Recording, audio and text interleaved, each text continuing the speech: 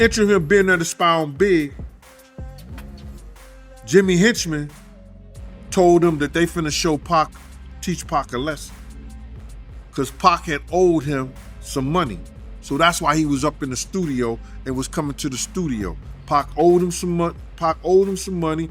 He was gonna work it off and get some money from doing a song with Lil Sean. And that's what that was about. But Pac was talking greasy to Jimmy Henchman, and Jimmy Henchman wasn't the type of dude that you talk greasy to, allegedly. Unless you're 50 Cent. So Diddy knew what was going to happen to Pac. He knew Pac was about to deal well, yeah. He was there to see it. He was there to see it. He wasn't only there to see Big them.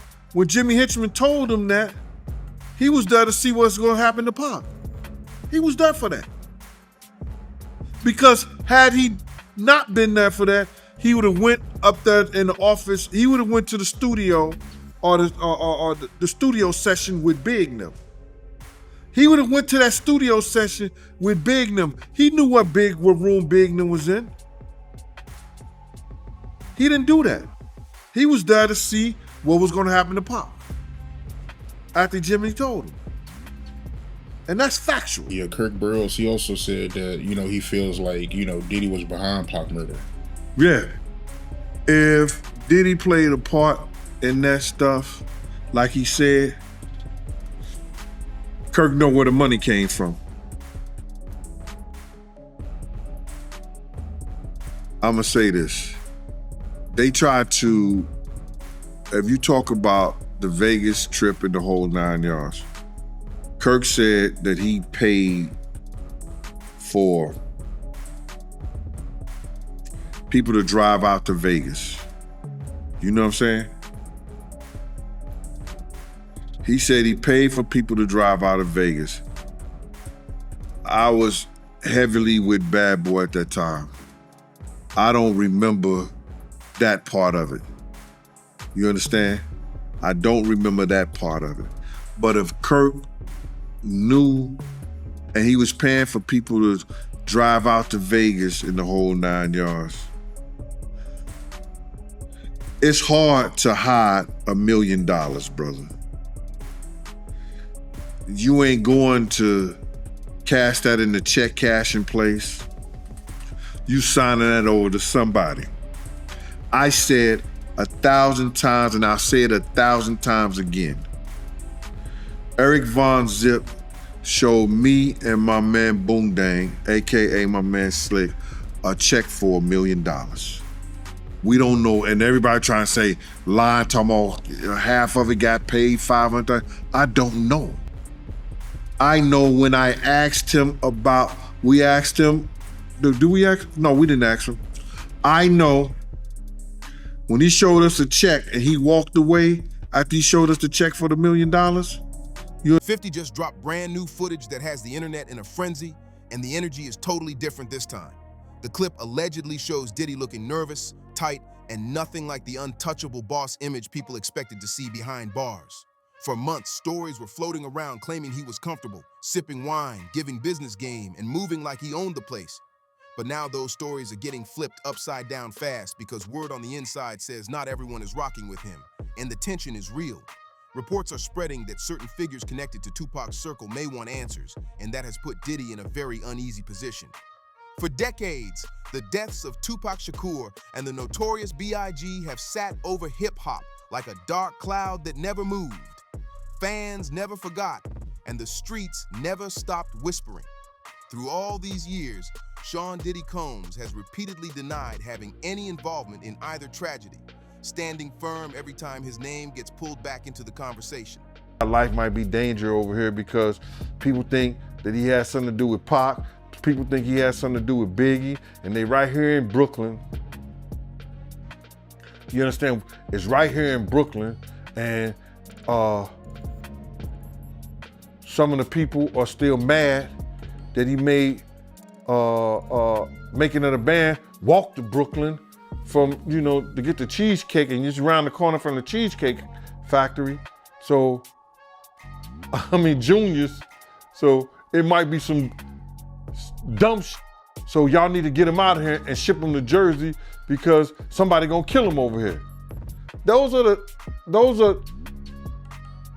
good arguments, if you want to call it, but it's bullshit. He gonna get the same treatment no matter how much money he got. This documentary that claimed, which we know wasn't true. Yeah, check this out. We don't talk about things that are nonsense. We don't even entertain nonsense, my brother. So we're not even going to go there, with all due respect, but I appreciate you as a journalist asking. Thank you. Because listen, 7 years ago, I'd have been like, yo, did you hire somebody? But no, you do it like a journalist. Yeah, no, I mean, we wouldn't even get into nonsense like that. You know what I'm saying? It's nonsense. Which we never believed, by the way. Yeah, thank you. Still, denial has never been enough to stop the questions. And now those old wounds feel freshly reopened. Tupac was hit in a drive-by shooting in Las Vegas on September 7th, 1996, a night that changed music forever. He held on for 6 painful days before passing at just 25 years old, shocking fans across the world. Then, before the culture could even catch his breath, Biggie was gunned down in Los Angeles on March 9th, 1997, only 6 months later. 2 legends gone back to back, no justice, no closure, and a whole lot of anger left behind. I seen an interview that Puffy did with Fat Joe where he was talking about Biggie in his last moments in LA, and he told Fat Joe that he didn't want to go to LA, he actually wanted to go to London. But Biggie, he was the one that wanted to go to LA, and he was the one that was pushing to go to LA. That's not true. My name is Kirk Burrows. I ran Bad Boy Entertainment. I helped co-found it. I created the company with him. I raised from general manager to president. And at that time, I put all of those business plans together. And Biggie didn't want to go to LA, ended up going. What got him out there was a week ahead of time to ease him into the whole award show. He may not have wanted to go to London, but was talked into it. First time ever, a rapper of your stature getting this treatment, that would be something he would be interested in doing, but he was easily talked out of it by Sean so that they can make an appearance at an event in LA that Saturday night, a part of the posturing of not only did we come to the award show, not only am I recording my album out here, and Big is gonna help me with some of the writing and maybe do something out here where me and him did this song in LA. I'm out on the town. And it was just tuning in. He was friendly with Big. He saw Little Sean, people like that. They wanted him to come and do a record. That was what was set up at Quad. Biggie knowing Little Sean, they were all there, C's, all of them. It was just gonna be a fun night at the studio. Pac showed up, he saw them looking down from the window. His new friends were there. An incident happened in the elevator. It might have been a scary thing, like just to send a message. Tupac standing his own ground, just didn't leave it at that. He ended up getting hit, getting shot. The elevator went up. Our people were shocked to see him in that state. He was shocked to see our people looking at him shot. He thought that they knew something about it. He thought if he was in New York and he was with all the rappers from the East, they must have known what was going to happen. It had to be in the wind, and situations aren't laid out like that. And it was the furthest thing from the truth, but he held that to his heart. And then he went away.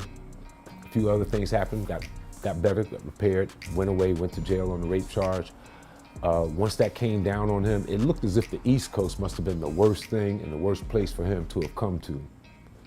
And it looks as if the friends that he had just turned their backs on him. Suge stepped in. Suge stepped in. And when Suge stepped in, he signed him. He signed him to a napkin at Clinton. And that letter that he sent through Wendy Day, she was definitely a person that was connected and a mediator between most everyone in the hip hop game and had been for a minute, legendary person. She delivered the letter to my office. It started with West Side Up. So it gave an indication of rumblings that we heard in the street with him being shined by Suge was definitely true. He's gonna go west when he come back, and he has an issue with us. This all happened when hip-hop was divided straight down the line. The East Coast versus West Coast feud wasn't just about songs or charts, it was about respect, territory, and real emotion. Lines were drawn, alliances were loud, and tensions were boiling over daily. As Biggie's close friend, main producer, and the boss of Bad Boy Records, Diddy was planted firmly on the East Coast side, whether he wanted the spotlight or not. And now, with this footage making rounds, people are wondering if the past is finally catching up in ways nobody expected. Diddy's name just won't stay out of the mix when it comes to the deaths of Tupac and Biggie. And now it's getting even louder, thanks to that new Netflix docuseries Sean Combs' The Reckoning, which dropped on December 2nd. That series shook up the internet big time, putting old rumors back on the table and giving folks new reasons to side-eye Diddy's past moves.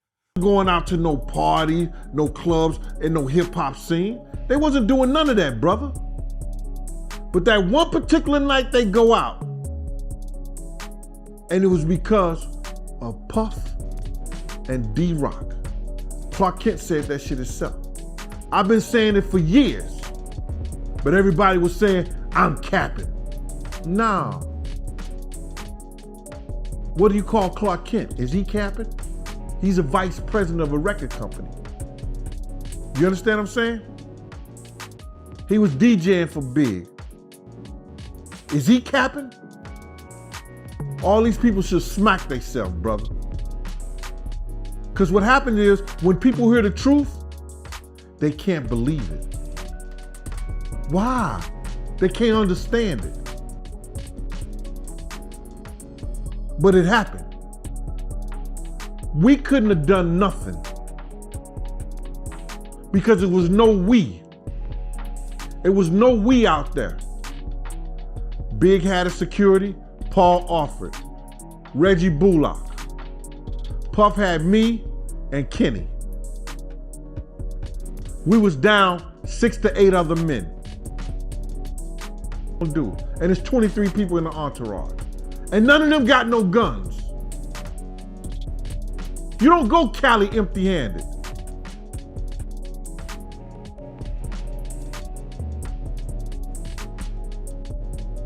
We couldn't have done nothing, man.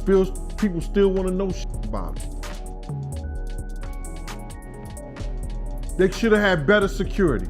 I asked them before we gonna go out? Let's hire some more security. They refused to hire more security. They refused to hire more security. Kirk Burroughs said the same thing. They ain't have it in the budget.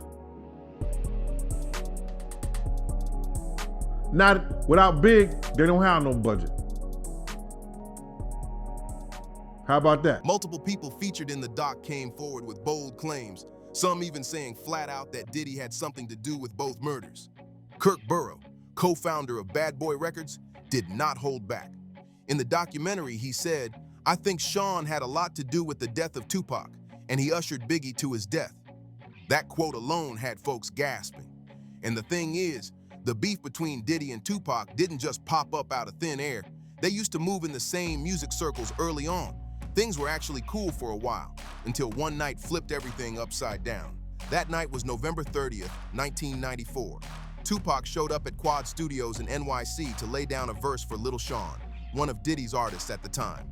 But before he could even make it to the booth, Tupac got ambushed in the lobby, robbed and shot 5 times. He lived through it, but everything changed after that moment. His paranoia went up, his trust was gone, and his relationships with Diddy and Biggie were never the same again. Tupac wasn't quiet about how he felt either. Perceptions have changed slightly, gradually over time. Today, I look at Diddy with through a different lens than I might have 10, 15 years ago. There were obviously some early red flags, but it's a complicated thing because we have to be very careful about falsely accusing people or even, making accusations based on nothing more than speculation. And we just haven't seen all the evidence. So I prefer to kind of withhold judgment on some things. I can tell you regarding Diddy back when Tupac Shakur and Biggie Smalls were murdered.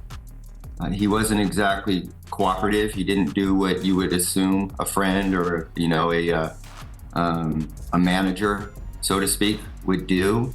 So from a law enforcement perspective, he was very unhelpful in an area where he ought to have been contributing towards getting some type of justice in those 2 murder cases. But as we found out in time, he was complicit in one of them, and which would make sense why maybe he didn't cooperate in the other, because the 2 were, they were just, we always understood that they were somehow interconnected. And so if you're going to cooperate or provide information on one and you're culpable in the other, one thing could lead back to the next. And that's where I think he understood his own vulnerability. By the name of Wendy Day, very important woman in the hip hop world. I think she helped Baby and those guys with Cash Money label, setting that up. She's very influential and instrumental in a lot of success. When I started in the music business, I reached out to her. She had a company called Rap Coalition. She went back and helped rappers from a previous generation get their money straight, their royalties. With that being said, I was like, she's someone I want to know. In knowing her, I had the good fortune of when she was dealing with Tupac during his crises on the East Coast, she went to visit him at Clinton. He wrote a letter, drafted it, so that she can bring it to me at the office so that I could know and be able to relate to Sean where we were with him. And the letter, if I remember, it said, West Side Up. And what we had heard was rumblings that Suge came and signed him on a napkin to a contract, and he was going to go west, and all the stuff that happened to him on the East, it made it look like people on the East, King or the biggest rappers on the East, or people that he knew, should have warned him or protected him against what had happened. And it just is not geographically laid out like that. And a lot of people caught some blame for things that they had nothing to do with. And he took offense, went west, and that started him as a mouthpiece against the East, all right, going at Biggie. And I think it's more than, that's one level of the beef. Then I think there's another level of things that were going on in the streets where things happened in the dividing line between East and West that caused a big rift that led to mouthpieces going at each. In a 1996 interview with Vibe magazine, he was asked point blank whether he thought Diddy had something to do with the attack. And let's just say his answers didn't clear anybody's name. He didn't hold back, throwing suspicion all over the place and making it clear he believed people close to him betrayed him. The Quad Studios shooting was never officially solved, and that's what's made it such a major point of conspiracy for years. But now, former security insider Gene Deal is stepping in with his version of what went down, and what he says next just adds more fuel to a fire that's already burning wild. Gene Deal came out swinging with some serious claims, saying Diddy knew Tupac was going to get shot and didn't lift a finger to stop it. That's not just a wild accusation, it's a total game changer. According to Gene, even 50 Cent's explosive documentary mentioned the Quad Studios incident, but skipped one critical part that could flip the entire story on its head. You made about how when you would bring up Pac name around Diddy, he'll get mad. Yes. He hated every bit of it. I remember one time, he was like, who did you grow up listening to? I'm like, Tupac. I ain't mentioned Biggie. That nigga ain't even talk to me for like 4 fucking days after that. Everything with Pac, like, you couldn't say Pac was anything better than Biggie. You can't put them in the same realm or nothing. It was all about Biggie. Nick, I ain't know no fucking, it was all a dream whole song. I knew a couple words, the first verse maybe, but he made us recite the whole fucking thing. I guess, I don't know. He made us recite that whole fucking thing. And I don't think that Biggie would have gave a f if a nigga would have killed about reciting his whole shit, you dig? Like, cause I grew up listening to Biggie too, and I just felt Pac the situation. I think the real reason why they ain't gonna let Puffy out is because they trying to connect that Keefer D situation with Puffy. That's what I really think it is. Cause if it came down to some foolishness and all that. There are a buku chumped up charges they couldn't prove. I don't think they got no evidence. I think they trying to keep him in there to lock in that Key for D. You heard me? That Key for D situation with Puff. I think that's the only reason why he's still in jail right now. They know Puff is not a dangerous person on the outside. They know if they let him out right now, he's gonna be on house arrest. He's gonna be a good boy. He f around and do all church little videos and whatever. They know that already. That's not what they aiming for. They don't care about none of that. What they care about is they trying to connect Key for D with Biggie. I mean, with Tupac and Diddy. I'm telling you, that's what I feel. I never thought I would have said that, but I'm an intelligent man, bruh.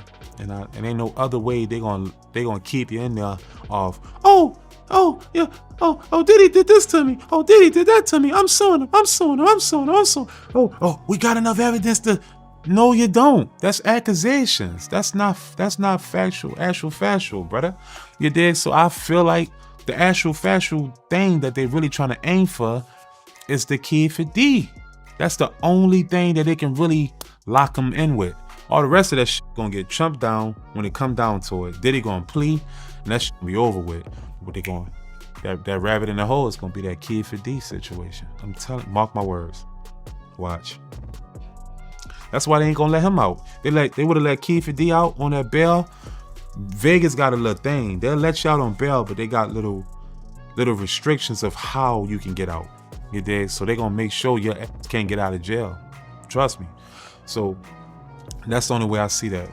Because the feds play a different game. Gene says that on the day Tupac was ambushed, Diddy, Andre Harrell, and Jimmy Henchman were all in Jimmy's office together, plotting or at least aware of what was coming. And here's where it gets real twisted.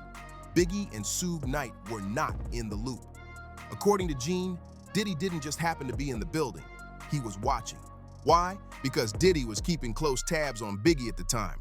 See, Diddy controlled Biggie's publishing rights, which meant money, power, and full access to Biggie's creative process. So when Biggie was writing new material, Diddy wanted to be close by, making sure nothing was slipping through his fingers. But while Diddy claimed to be there for business, Gene says the real mission was something else. Allegedly, while they were in that office, Jimmy Henchman straight up told Diddy that Tupac was about to be taught a lesson over money Pac supposedly owed. That's when everything clicked for Gene. People to put people out here that's doing shit like this, that's taking from people's families, that's beating women, that's drugging women. I ain't got a problem with it. Let's go to war. Bruh, first of all, they're gonna try to get his baby mama stories. You know, they're gonna try to get 50 baby mama stories. They're gonna try to get girls that he probably dated, that he had problems and issues with and stuff like that. You know what I'm saying? They're gonna try to do the same thing they probably did to R. Kelly or Puff or whatever like that, and people tell their stories. You understand? But, you know, they trying to retaliate on what he did. Let him go ahead, bruh. Because I think he ready for it. You don't do this and you don't do the stuff that he did or sign on to the stuff that he did with Puff. Unless you got your in order. Don't throw no stone if you live in a glass house. Don't throw no stone if you live in a glass house. I believe 50 ready for it. If they come at him any kind of way. I heard that Diddy is trying to sue Netflix for $1 billion. Ain't nothing came up in court. That's just talk, bro. No paperwork has been put in and signed into that. They're gonna have to have a reason. If they were suing him and he had enough reason, why they didn't cease and desist the thing? Huh? If he had a leg to stand on, why they didn't cease and desist the documentary? That's just people talking. Headline news. Because had it been filed in court and they had a leg to stand on, they'd have been bringing that stuff down. Oh, we can't show it no more. That was probably the best thing that could have ever happened to Puffy. By Zip stealing the money, now Puffy isn't connected to that shit. or else it would have been like a higher or something. You know what I'm saying? The FBI said it was just Zip. So the FBI told you the They said he same was a thing. dirty motherfucker. So the FBI told you that Zip kept that money as They well. said Zip's a dirty motherfucker. Everybody cross you. You're the last one to know every fucking thing. Even lawyers, your friends, everybody can cross. He believes Diddy knew what was coming and decided to let it slide. This story doesn't just stand alone either. Gene points out that Kirk Burrow, Bad Boy's co-founder, had also made similar claims about Diddy playing puppet master behind the scenes. And if this was all about money, Gene says Kirk would absolutely know where the funds were coming from and possibly who was pulling the strings. Even though many of the key players involved have passed on, Gene believes the real evidence is still out there. And not just rumors, he's talking hard proof, paper trails, records, checks, and transactions that might show exactly how it all went down, because money leaves footprints, and those don't disappear, even decades later. Fast forward nearly 2 years after the Quad shooting, and the world was rocked again when Tupac was shot and killed in Las Vegas. Just like before, that case stayed cold, with no real closure, keeping fans in the dark and conspiracy theories running wild. But then, everything shifted in September 2023, and a whole new wave of revelation started flooding in. Things took a wild turn when Dwayne Keith D. Davis got arrested and slapped with a murder charge tied to Tupac's death. This wasn't just some random bust. This case had been cold for decades, and suddenly, in 2024, things started unraveling fast. But the real bombshell dropped when court documents in July revealed a secret police interview from way back in 2009. That interview had been buried until now, and what's inside it? Absolutely explosive. In that old interview, Davis allegedly detailed his own role in Tupac's murder. But what really had everybody's jaw on the floor was how many times he name-dropped Diddy. According to Davis, it was Diddy himself who ordered the hit on Tupac. That's right. He said Diddy was fed up with Tupac constantly disrespecting him in public, throwing shade in interviews and records, and supposedly wanted him gone for good. But it didn't stop there. A DEA and U.S. Department of Justice report even referenced a separate 2008 interview with Davis. And in that one, Davis claimed that Diddy allegedly said something wild, that Marion, Suge Knight, and Tupac had to be taken care of. He even claimed that Diddy offered him $1 million to handle the situation. That type of allegation had social media going absolutely crazy. Of course, Diddy has denied every single accusation tied to this, and the Las Vegas Metro Police backed that up in July 2024, confirming that Sean Combs has never been officially named a suspect in the Tupac murder case. No charges have ever been filed against him. As for Davis, he pleaded not guilty and is still behind bars, but his trial has been delayed, keeping everyone waiting on what could come out next. But let's not forget, even after Tupac was gone, the drama and danger didn't slow down. Sources close to the camp say Diddy and his whole East Coast crew were warned not to set foot on the West Coast. Tensions were still way too hot. But instead of laying low, Diddy allegedly pushed ahead with promo plans for Biggie's next album. Word is, Biggie didn't want to go. He felt the heat and wanted to stay away, but Diddy allegedly kept convincing him to show up, handle press, and finish the rollout. This is exactly the kind of stuff Kirk Burrow called out in the Netflix doc Sean Combs, The Reckoning. The signs were there, and now everything is starting to look a lot different in hindsight. Gene Deal backed it up once again, and this time, he brought more receipts to the table. He revealed that Clark Kent, who was tight with Biggie and a major figure in the industry, had serious doubts about why Biggie was even out that night in LA. Clark had questioned the whole move. Biggie was supposed to be traveling, not out partying. So when Clark asked him why they were headed to the Peterson Automotive Museum, Biggie simply said, "Puffy set it up." And apparently, someone else was involved too. Gene says he didn't even know about that until Clark publicly shared it years later. That detail shook him. It confirmed what Gene had feared all along, that this wasn't just some random night out, it was orchestrated. But what hurts Gene the most to this day? He says he begged for more security before they went out that night. He pushed the issue hard, knowing tensions were high and something didn't feel right. But he claims he was shut down. Puffy allegedly told him there just wasn't enough money to cover the added protection. That decision haunts Gene, especially knowing what happened next. Later in Sean Combs, The Reckoning, former LAPD detective Greg Kading dropped another bombshell. He said that instead of helping solve Biggie's murder, Diddy actually made things harder for investigators. And even though witnesses describe Biggie's shooter clearly, a black man in a blue tuxedo with a bow tie, Nobody's ever been arrested. No one's ever faced charges. Decades later, both murders, Tupac and Biggie, are still officially unsolved. And Diddy, he's never been charged in either case. At least not yet. But that could all shift real soon. More and more connections are starting to bubble to the surface. Links between Diddy and the events surrounding Pac's death that are getting harder to ignore. According to Kirk Burroughs, the tension wasn't something that started the night Tupac got shot. It had been brewing long before. He says the energy was already bad even before Tupac walked into Quad Studios. There was no trust, egos were inflated, and the industry was basically a pressure cooker. Quiet beefs, secret power plays. It was all there under the surface. So when Tupac got robbed and shot inside that building, Burroughs says it wasn't just a shocking moment. It was the spark that set everything off. From that point forward, nothing was the same between the East and West. The game changed forever. According to Kirk Burroughs, Tupac saw the writing on the wall way before most people did. He says Tupac straight up warned him. This wasn't just about beats and rhymes anymore. In a letter that carried real weight, Tupac made it clear, whatever happened at Quad Studios had officially taken things to a different level.